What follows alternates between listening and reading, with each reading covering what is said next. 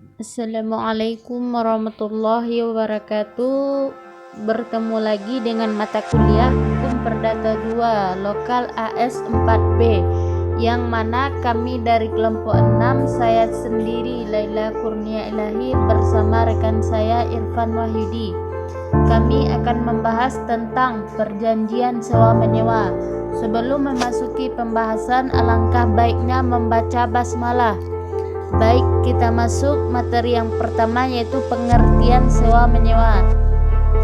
Sewa menyewa atau perjanjian sewa menyewa diatur pada pasal 1548 sampai 1600 KUH Perdata. Ketentuan yang mengatur tentang perjanjian sewa menyewa terdapat dalam pasal 1548 KUH Perdata yang menyebutkan sewa menyewa adalah suatu perjanjian dengan mana pihak yang satu mengikatkan dirinya untuk memberikan kepada pihak lainnya kenikmatan dari satu barang selama suatu waktu tertentu dan dengan pembayaran sesuatu harga yang oleh pihak tersebut belakangan itu disanggupi pembayarannya.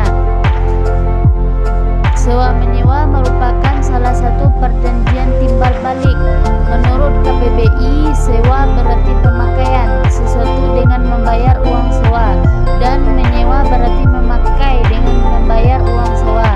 Menurut Widyono Projodikoro, sewa menyewa adalah suatu penyerahan barang oleh pemilik kepada orang lain untuk memulai dan memungut hasil dari barang itu, dan dengan syarat pembayaran uang sewa oleh pemakai kepada pemilik. Menurut Yahya Harahap, sewa menyewa adalah persetujuan antara pihak yang menyewakan dengan pihak penyewa. Pihak yang menyewakan menyerahkan barang yang hendak disewa kepada pihak penyewa untuk dinikmati sepenuhnya. Berdasarkan definisi di atas, dalam perjanjian sewa menyewa terdapat dua pihak, yaitu pihak yang menyewakan dan pihak yang menyewa.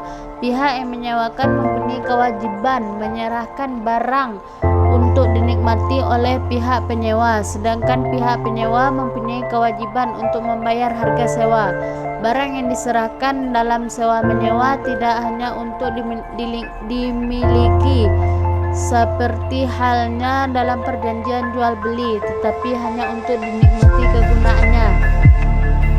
Unsur esensial dari sewa menyewa adalah barang, harga, dan waktu tertentu. Sebagaimana halnya perjanjian jual beli, perjanjian sewa menyewa merupakan perjanjian konsensualisme, di mana perjanjian terbentuk berasaskan kesepakatan antara pihak satu sama lain mengikatkan diri. Hanya saja perbedaannya dengan jual beli adalah objek sewa menyewa tidak untuk dimiliki penyewa, tetapi hanya untuk dipakai atau dinikmati kegunaannya, sehingga penyerahan barang dalam sewa menyewa hanya bersifat menyerahkan kekuasaan atas barang yang disewa tersebut, bukan penyerahan hak milik atas barang tersebut. Dari uraian di atas dapat disimpulkan unsur-unsur yang tercantum dalam perjanjian sewa menyewa adalah: 1. Adanya pihak yang menyewakan dan pihak yang menyewa. 2. Pihak adanya kesepakatan antara kedua belah pihak. 3. Adanya objek sewa menyewa. 4. Adanya kewajiban dari pihak yang menyewakan untuk menyerahkan kenikmatan kepada pihak penyewa atas suatu benda.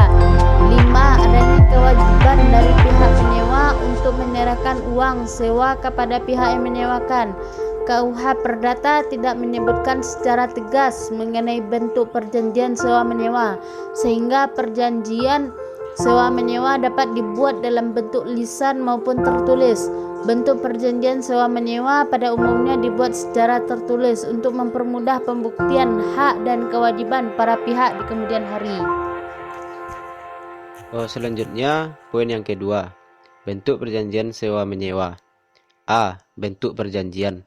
Meskipun perjanjian sewa menyewa adalah suatu perjanjian konsensual, namun oleh undang-undang diadakan perbedaan dalam akibat-akibatnya antara perjanjian sewa menyewa tertulis dan perjanjian sewa menyewa lisan.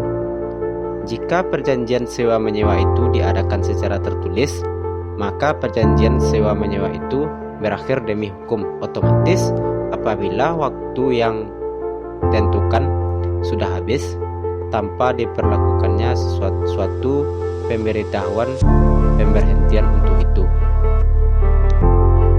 Ada 3 bentuk perjanjian tertulis sebagaimana dikemukakan berikut ini. 1. Perjanjian di bawah tangan yang ditandatangani oleh para pihak yang bersangkutan saja.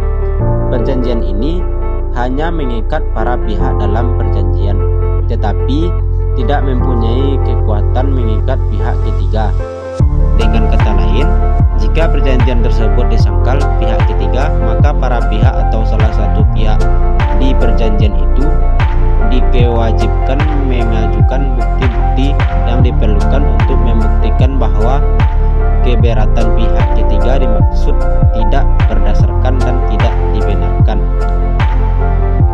Yang kedua, perjanjian dengan saksi notaris atau melegalisir tanda tangan para pihak. Fungsi kesaksian notaris atau suatu dokumen semata-mata hanya untuk melegalisir kebenaran tanda tangan para pihak. Akan tetapi, kesaksian tersebut tidaklah mempengaruhi kekuatan hukum dari isi perjanjian. Yang ketiga, perjanjian yang dibuat di hadapan dan oleh notaris dalam bentuk akta notarial atau autentik. Akta notarial adalah akta yang dibuat di hadapan dan di muka pejabat yang berwenang itu.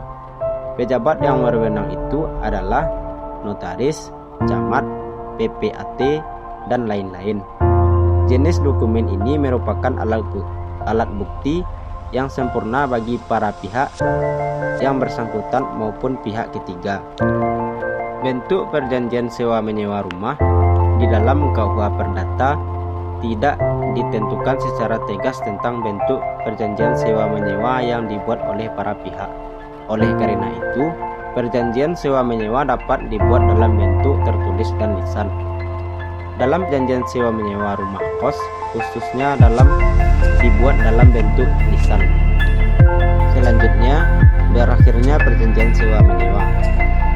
Berakhirnya perjanjian secara tegas tidak diatur, melainkan dalam KUH Perdata hanya menyebut mengenai hapusnya perikatan pada pasal 1381 KUH Perdata.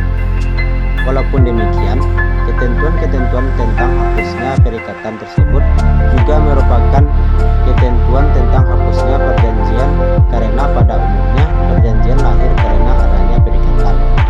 Berdasarkan pasal 1381 KUH